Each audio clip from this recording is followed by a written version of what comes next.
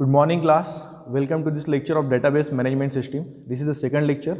So up till now we have seen what do you mean by data, what do you mean by database, and what is a database management system. This is all what we have seen up till now.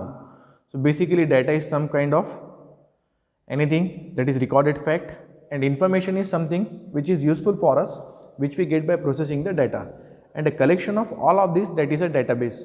And to manage that specific database, we have a database management system. And now we have seen what are the applications of database, like banking, airlines, universities, manufacturing, human resource, telecommunication.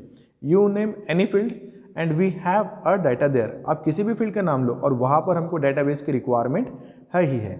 अब basically we have seen it is not possible for human beings to store it in a book, to store it in a drive, to store in a particular system. So we require this database. Now what are the purpose of this database? That means what are the speciality or what are the features of this particular databases. So here you can see data redundancy and inconsistency is not possible in database. So we see one example here. Okay, let us go through an example. We have already seen one example. Suppose कि one teacher is teaching to different departments. Suppose I am teaching to mechanical and I am teaching to electrical. So all my details are with mechanical and my subject, including my subject, and same details are with electrical including the subject, but only the subject will change. तो यहाँ पर क्या हो गया, सिर्फ subject change हुआ, तो सिर्फ इतने से के लिए बाकी सारा जो इन्फॉर्मेशन है वो स्टोर करने की कोई ज़रूरत थी क्या? नहीं थी. इसलिए ये डाटा रिडंडेंसी को अवॉइड करता है डेटाबेस. एंड इनकन्सिस्टेंसी मतलब क्या होता? सपोज 6 महीने पहले हमारे पे कोई एम्प्लॉय ज्वाइन किया था, सपोज कुछ वक्त पहले तक यहाँ पे कुछ लोग थे, but recently before 1 year that particular person has left the institute. Now he used to teach to one department, to another department, to another department. तो एक डिपार्टमेंट से हमने उसका नाम हटा दिया, लेकिन दूसरे 2 डिपार्टमेंट से उसका नाम हटा ही नहीं, तो ऐसा डेटाबेस में पॉसिबल नहीं होगा. So data redundancy and inconsistency is reduce. No difficulty in accessing the data. अब डेटा हम स्टोर तो करते हैं, जैसे सपोज हमने सब स्टूडेंट्स के नाम स्टोर किए हैं, या फिर हम टीचर्स के इन्फॉर्मेशन, सब टीचर्स की हमने इन्फॉर्मेशन स्टोर की है. अब हमको ऐसा चाहिए इन्फॉर्मेशन कि वो कौन से टीचर्स हैं जिन्होंने पिछले 2 साल में XYZ सब्जेक्ट पढ़ा है, तो फिर इस तरह का डाटा चाहिए. या फिर वो कौन से ऐसे टीचर्स हैं जिनका जो ज्वाइनिंग है ये पर्टिकुलर डेट्स के बीच में है और जिन्होंने XYZ सब्जेक्ट पढ़ा है और मैकेनिकल पे और इलेक्ट्रिकल भी पढ़ा है. तो किसी भी तरह का कोई भी तरह का एक combination, that means data can be of any different type. तो इस तरह का किसी भी तरह का कॉम्बिनेशन जो है, तो कैसा भी डाटा हमको एक्सेस करना है, ऐसा नहीं कि सिर्फ हमको name, mobile number, phone number उसी तरह से. No, we can require it in any format. हमको कोई भी टाइप आप मांग सकते हैं. समझ रहे हैं ना आप कि हमको सपोज चाहिए कि वो जो टीचर है, दैट पर्टिकुलर टीचर जो नवंबर से दिसंबर 2018 के बीच में ज्वाइन किए और जिन्होंने साथ में मैकेनिकल में XYZ सब्जेक्ट पढ़ा है और जिन्होंने इलेक्ट्रिकल में भी सब्जेक्ट पढ़ा है और जिनका XYZ कुछ तो भी और था, तो ऐसा चारों कंडीशन जिनकी बैठती ऐसे टीचर्स, तो ये डाटाबेस आप एक्सेस कर सकते हो. तो किसी भी तरह का कॉम्बिनेशन हमको इसमें अलाव है. So that is another feature of database and that is the base purpose. Data isolation not permitted. Data isolation का मैं आपको मतलब बताता हूँ. जैसे सपोज आप रेलवे रिजर्वेशन कर रहे हो, तो अगर आप रेलवे की बुकिंग कर रहे हो तो मैं रेलवे की बुकिंग नहीं कर सकता क्या? मुझे भी बुकिंग करना है. तो फिर हम साइमल्टेनियसली, आप भी बुक कर रहे हो, मैं भी बुक कर रहा हूँ, तो that it is run time, it is functioning. कि टिकट्स जब अवेलेबल होंगी तो आपको अगर पहले टिकट मिल गई और टिकट खत्म होगी तो मुझे मैसेज आएगा कि टिकट नॉट अवेलेबल, वेटिंग में. लेकिन ऐसा तो नहीं हो कि आपने बुक किया और वो सभी के सभी बाकी लोग उसको एक्सेस नहीं कर पा रहे. It is not possible. Data isolation not permitted. Integrity problem are solved by database. अब उसके बाद में integrity, atomicity, concurrent anomalies, security problems, तो will see them one by one. Data isolation मतलब क्या होता है? When changes made by one operation becomes visible to other concurrent users and systems. It occurs in a concurrency situation. It is difficult for new applications to retrieve data and appropriate data which might be stored in various files. Integrity refers to accuracy and validity over its life cycle. Appropriate data must be entered. Atomicity, that transactions be all or nothing, and concurrent means multiple users. तो अब देखो, अब मैं आपको बताता हूँ कि ये हम आगे और देखने वाले कि जैसे सपोज आपने ATM से कभी कैश विड्रॉ किया है, या फिर ऐसा एग्जाम्पल लेते कि आपने मोबाइल बैंकिंग यूज़ करके पैसा ट्रांसफ़र किया, या फिर आपने इंटरनेट बैंकिंग से पैसा ट्रांसफ़र किया. तो आपने आपके अकाउंट से मेरे अकाउंट में पैसा ट्रांसफ़र किया, तो क्या होना चाहिए? आपके अकाउंट से अगर आपने पैसा ट्रांसफ़र किया तो आपके अकाउंट में वो डेबिट होना चाहिए, और मेरे अकाउंट में आपने पैसा ट्रांसफ़र किया तो मेरे अकाउंट में क्रेडिट होना चाहिए. साथ ही साथ आपके अकाउंट में वो अपडेट होना चाहिए कि इतना इतना पैसा आपने अब ट्रांसफ़र किया है और आपका अकाउंट में अब इतना बैलेंस कम है. और सेम वेज मेरे अकाउंट में भी अपडेट होना चाहिए कि इतना इतना पैसा मुझे मिला है और मेरा अकाउंट का बैलेंस ज़्यादा है। तो या तो सभी के सभी ऑपरेशंस होना चाहिए या तो कुछ भी नहीं तो सपोज अगर ऐसा हो गया कि आपके अकाउंट से पैसा कट गया लेकिन वो पैसा मुझे मिला ही नहीं, तो ये इनकम्प्लीट ऑपरेशन है। या फिर मुझे पैसा मिला लेकिन आपके अकाउंट से डेबिट ही नहीं हो, it is not at all possible. लेकिन कई ट्रांजैक्शन में हो सकता कि मुझे मिल गया लेकिन आपके अकाउंट से डेबिट नहीं हुआ, तो फिर सस्पेंस में चला गया पैसा। तो ये जो प्रॉपर्टीज़ है इसको बोलते हैं प्रॉपर्टीज़ ऑफ डेटाबेस ट्रांजैक्शन। तो ट्रांजैक्शन मतलब हम जो कोई भी डील करते डेटाबेस से, डेटाबेस का कोई भी जब ट्रांजैक्शन होगा, तो जैसे हमने एक ट्रांजैक्शन तो ये बताया बैंकिंग का एग्जांपल कि मैं पैसे ट्रांसफ़र कर रहा हूँ किसी अकाउंट में या फिर आप ट्रांसफ़र कर रहे हो, तो इससे कुछ स्पेसिफिक प्रॉपर्टीज़ है जो इन्होंने सेटिस्फाई करना चाहिए। And this properties are called as acid properties, ACID, that is atomicity, consistency, isolation and durability. Atomicity, consistency, isolation and durability, तो ये उसी की चीज़ है। अब इसमें क्या होता है, जैसे हमने देखा कि डाटा आइसोलेशन है कि अगर आपने चेंजेस किए तो दूसरे को विजिबल होने को नहीं। जैसे सपोज मैंने गया, एक कॉमन फॉर्म था, उसमें हमको सबको भरना था कि कितने लोग प्रेजेंट है। तो जब भी आप आओगे, जैसे वहाँ पे 11 लिखे, अब आप जा रहे हो तो वहाँ पे 11 की जगह आप 12 करो, सेकंड वाला आगे उसको 13 करेगा।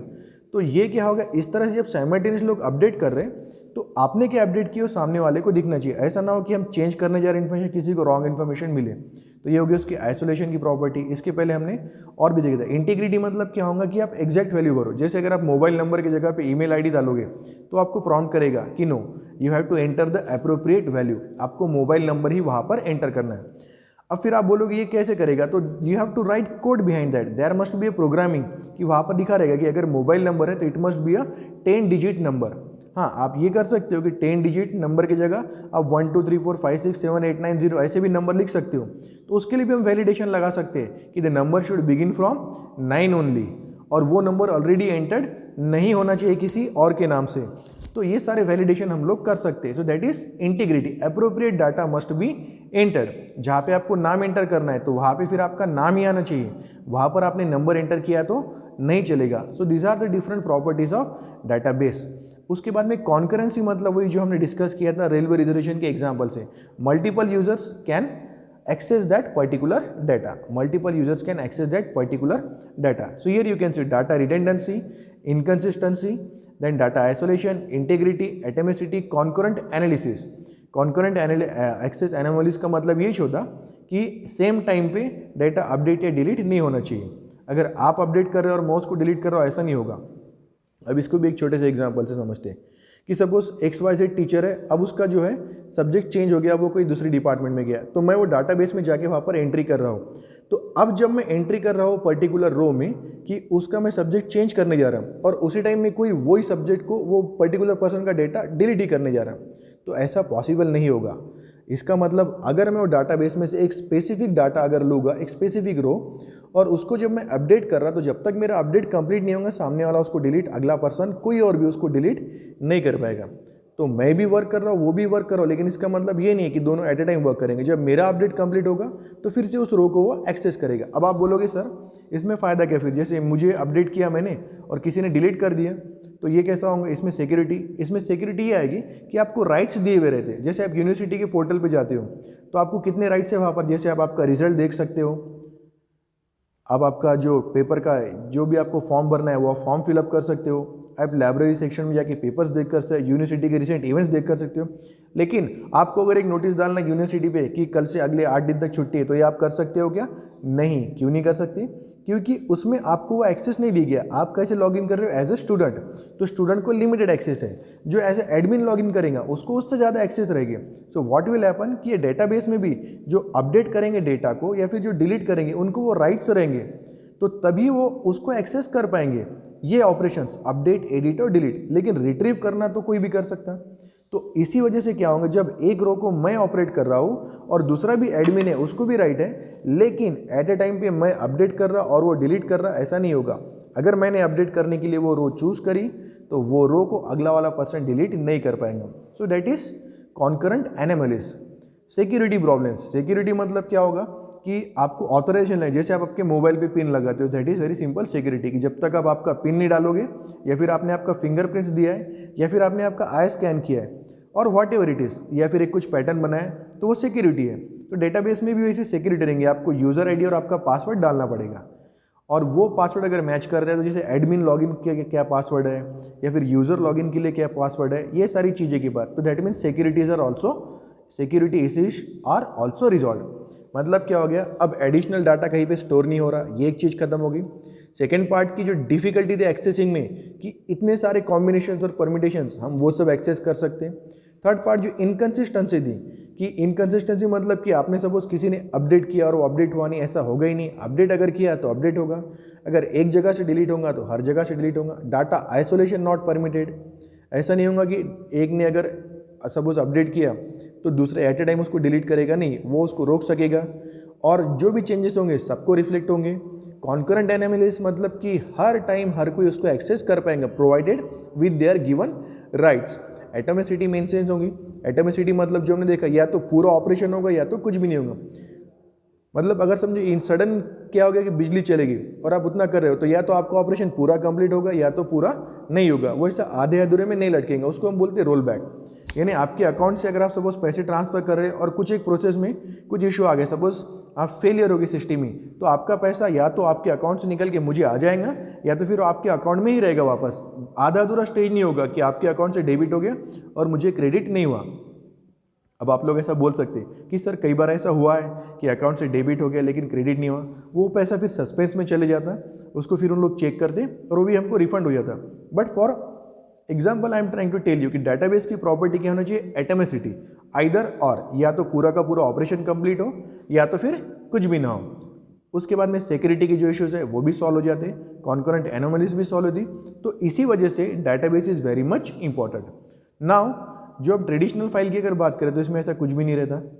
नाउ यू क्लियरली अंडरस्टूड, अब आपको समझ में आ जाएगा कि डाटाबेस का इंपॉर्टेंट क्या रहता। अब ये सब जो हम प्रॉपर्टीज बता रहे हैं, ये सब जो हम एक्सेस कर रहे हैं, ये किसके थ्रू कर रहे हैं, थ्रू अ पर्टिकुलर सिस्टम। एक किसी स्पेसिफिक सिस्टम से हम इसको सब ऑपरेट कर रहे हैं, यूज कर रहे हैं। तो वो जो सिस्टम जिसको मैनेज करती, that will be called as database management system. वो सिस्टम को हम क्या बोलते हैं, डाटाबेस मैनेजमेंट सिस्टम। अब उसके बाद में फिर हम लोग देखेंगे, अब ये डाटाबेस मैनेजमेंट सिस्टम में कई सारे टाइप्स है, जैसे रिलेशनल डाटाबेस है, RDBMS है, DBMS है। उसके बाद में एक IBM का एक सेपरेट डाटाबेस है, उन्होंने खुद अलग बनाया है। SQL है, ओरेकल है, MS एक्सेस जो हम वर्ड यूज़ करते हैं, MS एक्सेस एक डाटाबेस है उसका। तो ऐसे कई सारे डाटाबेसेस है, सबकी अलग अलग प्रॉपर्टीज़ है, अलग अलग रिक्वायरमेंट्स है। तो डिफरेंट टाइप्स के डाटाबेस को हम लोग ऐसा क्लासीफाई कर सकते हैं कि you can classify into this particular things, जैसे relational database, operational database, database warehouse, distributed and end user database. तो सबसे पहले देखते हैं रिलेशनल डाटाबेस मतलब क्या। अब डाटा जो हमने स्टोर किया वो कैसे स्टोर किया, टेबल में, कि serial number, name, mobile number, email ID, subject teaching etcetera etcetera. तो अब ऐसा हो कि दूसरे टेबल में हमने क्या स्टोर किया है कि सिर्फ हमने वो पर्टिकुलर पर्सन के सिर्फ सब्जेक्ट स्टोर किए। तो अब मैं आपको बताता हूँ, ध्यान से सुनना, कि इनके बीच में कुछ ना कुछ रिलेशन है, तो इसलिए इसको हम लोग बोलते हैं relational database, relational DBMS, relational database that is DBMS। अब सेकंड आता operational database that is real time database. Real time database का एग्जांपल रेलवे रिजर्वेशन सिस्टम, कि एक्चुअल में आप बुक कर रहे हो टिकट और आप भी बुक कर रहे हो, मैं भी बुक कर रहा हूँ, और उसमें एडिट अपडेट होते चले जा रहे हैं। So it is running in the run time. Real time बोलते हैं उसको, रन टाइम बोलते हैं, डायनामिक बोलते हैं। So that could be an example of operational databases. ऐसे कई सारे हो सकते हैं। Then next is database warehouse. अब वेयरहाउस मतलब क्या होता है, ह्यूज अमाउंट ऑफ डाटा। जैसे अपने देश की जनसंख्या, आधार कार्ड इसलिए लिखा है एग्जांपल कि अपने देश की जनसंख्या अप्रोक्सीमेटली 135 करोड़, 135 करोड़।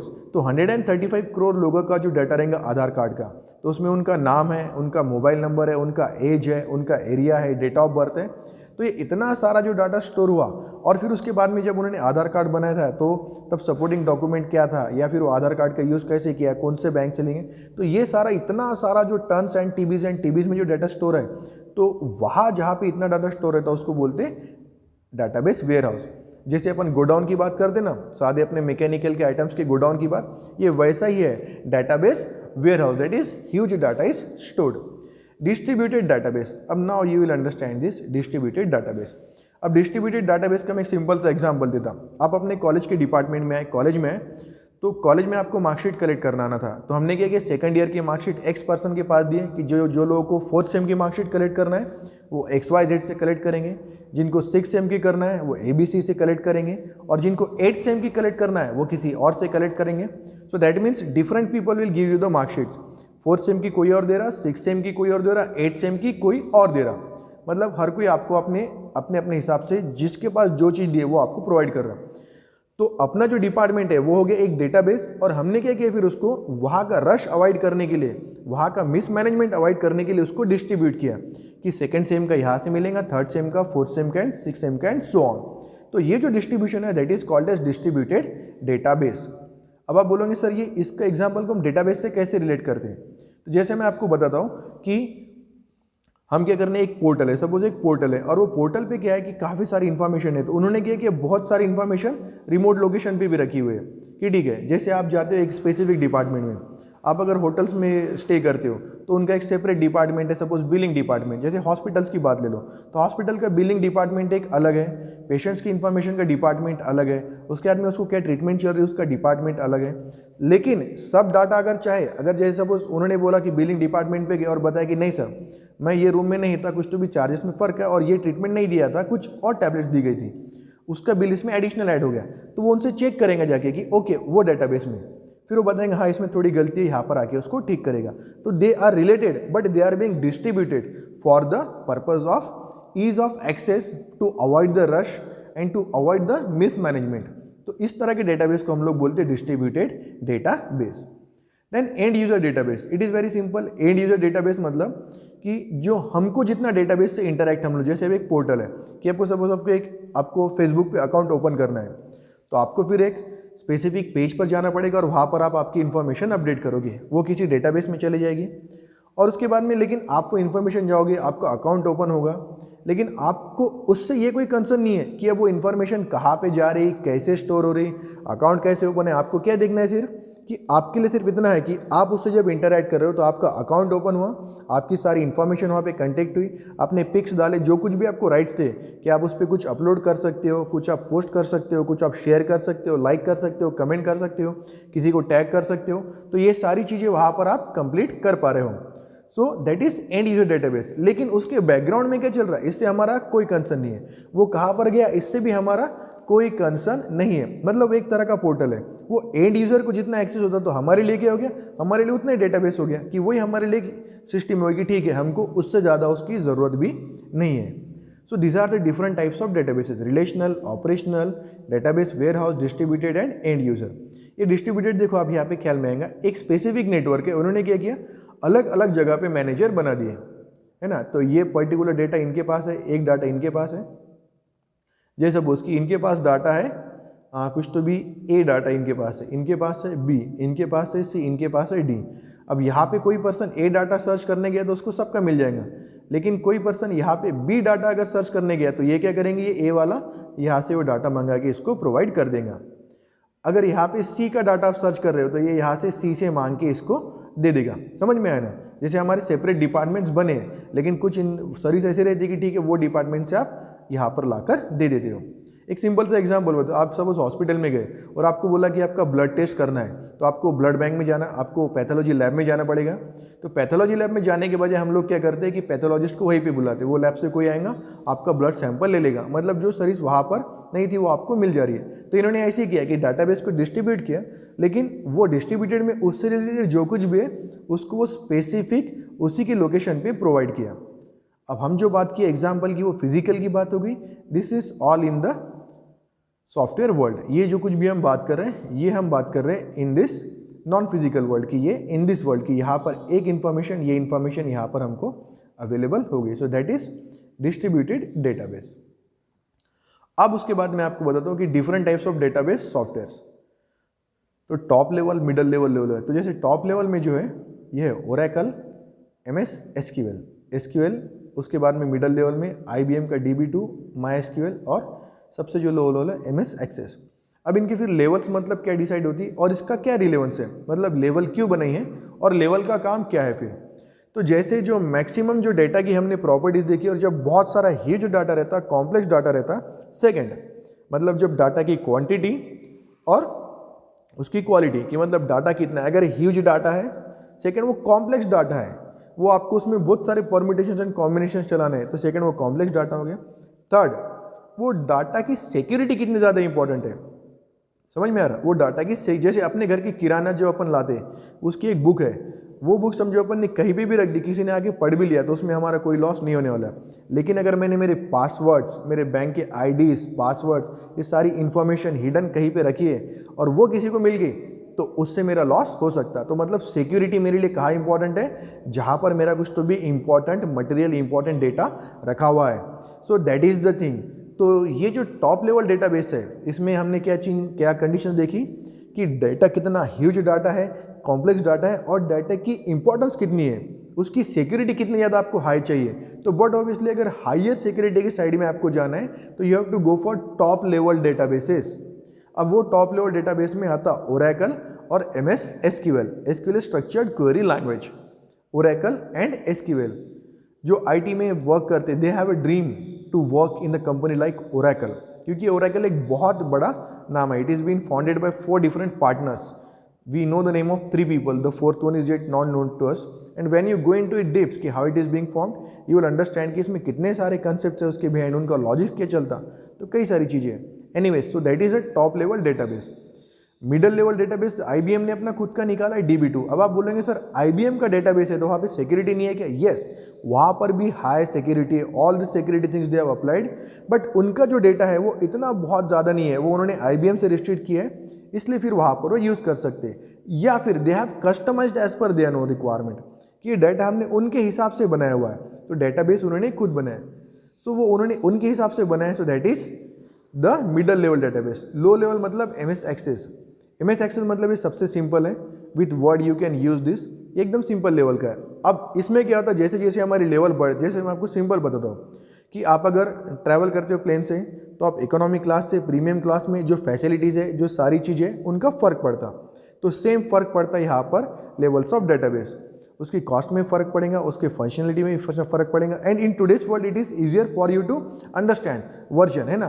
जैसे I1 का ज़माना था, I5 और I7, G4, G5, ये क्या आ रही technology. So what is this कि नेक्स्ट जनरेशन, तो ये जो चीज़ें आ रही, you understand easily the difference, कि इसलिए फिर टॉप लेवल, मिडल लेवल और लो लेवल डेटाबेस क्या होते हैं, वी अंडरस्टैंड कि जैसे जैसे लेवल्स बढ़ेगा then the functionality, the complexity, the security and overall everything will be improved, and most importantly is the amount of data that can be handle, that will improve.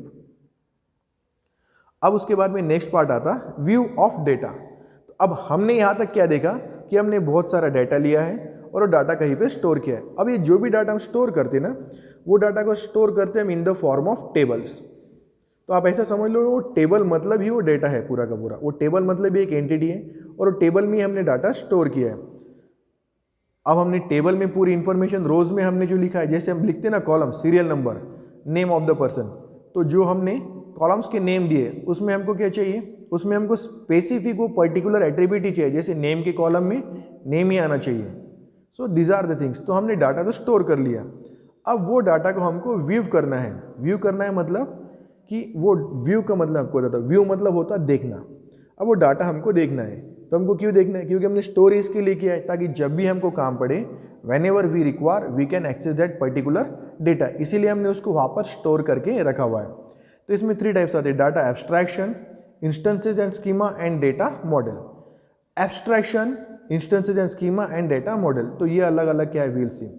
Data abstraction, database systems are made up of complex data structures to ease the user interaction with database. The developers hide internal irrelevant details from the users. This process of hiding irrelevant details from user is called data abstraction. अब database तो हमने store किया है, लेकिन अगर suppose आपको कुछ information चाहिए, एक छोटी सी कहावत है ना कि आम खाओ पेड़ मत गिनो, है ना, आम खाओ पेड़ मत गिनो, मतलब आपको उससे कुछ मतलब नहीं होना चाहिए कि बैकग्राउंड में कैसे स्टोर किया है। आपको सपोज गूगल में कुछ सर्च करना है, तो आपने सर्च किया XYZ जो भी, तो आपको इतना सारा डेटा वहाँ पर आ जाएगा। तो वो कैसे वहाँ पर स्टोर किया है, आपके पास कैसे रिट्रीव हुआ है, वो बैकग्राउंड में क्या हो रहा है वर्क, इससे हमारा कुछ संबंध आता क्या, नहीं आता। तो डाटा एब्स्ट्रैक्शन मतलब ये वही फैसिलिटी है व्यू लेवल की, मतलब आप कैसे व्यू करोगे डाटा को। तो फर्स्ट इज डेटा एब्स्ट्रैक्शन, क्योंकि कॉम्प्लेक्स स्ट्रक्चर्स बने हुए हैं ये, और फिर यूज़र को इन सब की ज़रूरत नहीं है, तो इसलिए डेवलपर इर्रेलेवेंट डाटा जो है वो यूज़र से हाइड करेगा। कि जैसे हम लोग बैंक में पैसे डिपॉजिट करते तो हमको स्लिप देता या फिर हमारे मोबाइल पे मैसेज आता, लेकिन हमने जो पैसे डिपॉजिट किए हमारे बैंक में, बैंक ऑफ महाराष्ट्र के अकाउंट में, वो हम कोई भी एटीएम से विड्रॉ कर रहे हैं, कहीं पर भी ट्रांसफ़र कर रहे हैं, उन्होंने जाके कौन से लॉकर में डाला, कौन से स्टोरेज में डाला, ले जाके किस बैंक को दिया, कहाँ पर लगाया, हमको उससे कोई मतलब है क्या? नहीं। व्हाट वी आर कंसर्न कि we have deposited certain amount on that particular bank और उसका हमको रिसीट मिला है। बस डाटा एब्स्ट्रैक्शन का भी मतलब है कि एक्चुअल जो कोडिंग है, जो कॉम्प्लेक्सिटी है, वो उन्होंने खत्म किया है, वो यूज़र को दिखाने की मतलब नहीं है। इंटरैक्शन ईजियर हो तो इसलिए वो जो इरेलेवेंट डिटेल्स है वो उससे हमने हाइड किए। ओनली इसेंशियल इन्फॉर्मेशन, सिर्फ जो इसेंशियल है वो उसको वहाँ पर इंफॉर्मेशन रिट्रीव होना चाहिए, एक्सेस होना चाहिए। So that is data abstraction. अब डाटा एब्स्ट्रैक्शंस के 3 लेवल है, फिजिकल, लॉजिकल और व्यू लेवल। अब फिजिकल लेवल में क्या होता है? It is the lowest level. It describes how data is actually stored in database. You can get the complex data structure at this level. Logical level, this is middle level of 3-level data abstractions architecture. It describes what data is stored in database. View level, highest level of abstraction. It describes user interaction with the database system. अब उसके बाद में इस पर से हम लोग आराम से समझ सकते हैं। व्यू लेवल में सबसे पहले फिजिकल लेवल। फिजिकल लेवल में डाटा एक्चुअली कैसे स्टोर किया और ऑर्गेनाइज किया फिजिकल ड्राइव्स पे। डाटा एब्स्ट्रैक्शंस के 3 लेवल्स थी, फिजिकल, लॉजिकल और व्यू लेवल। अब हमने क्या देखा इसमें कि व्यू लेवल पे सबसे पहले फिजिकल लेवल पे डाटा एक्चुअली स्टोर कैसे किया गया है, डाटा एक्चुअली हमने कैसे स्टोर किया है। लॉजिकल मतलब वो डाटा जो स्टोर किया उसके बीच में क्या रिलेशनशिप है। अब रिलेशनशिप मतलब जैसे सपोज हमने एक टेबल में मेरा नाम स्टोर किया और मोबाइल नंबर, और दूसरे टेबल में मेरे सब्जेक्ट स्टोर किए, तो ये जो पर्टिकुलर पर्सन है उसके सब्जेक्ट वहाँ पर स्टोर है और वो क्या पढ़ाता कुछ और वहाँ पर स्टोर है, तो इनके बीच में क्या रिलेशन है कि जैसे यहाँ पर ये इन्फॉर्मेशन है तो वो होता लॉजिकल लेवल। और सबसे लास्ट जो है व्यू लेवल। जब हम लोग प्रैक्टिकल करेंगे, एग्जाम्पल्स देखेंगे, जब आप समझेंगे तो आपको आराम से ये चीज़ें ख्याल में आती चली जाएंगी। व्यू लेवल मतलब क्या होता है कि मल्टीपल व्यूज़, कि जैसे हमको किस तरह का डाटा चाहिए। मुझे ऐसा डाटा चाहिए कि ABC पर्सन वर्क कर रहा था XYZ टाइम से और अब वो चले गए XYZ डिपार्टमेंट में और अब उसने ये सब्जेक्ट पढ़ा, ऐसे कितने लोग हैं। जैसे वो अपन ने क्लास में बोला कि वो लड़के जिनका हाइट 5.5 फुट के ऊपर है, जिन्होंने आज कॉलेज का यूनिफॉर्म पहना है, जिन्होंने आई कार्ड पहना है और जिनके परसेंटेज 85 के अबो है और जो XYZ सिटी से आ रहे हैं, ऐसे कितने बच्चे हैं। तो ये जो तरह तरह से डाटा हमने एक्सेस किया वो हो गया उसका view level. So these are the different levels through which we can access data by data abstraction. अब उसके बाद में फिर इसमें आता है DBA schema and all this things. So we'll discuss them in the next lecture. So go through this video, try to learn the things. If any doubt at all, you can ask in the Google Meet or you can message me personally. Okay, see you in the Google Meet. Till then, thank you class, good day, Jai Hind.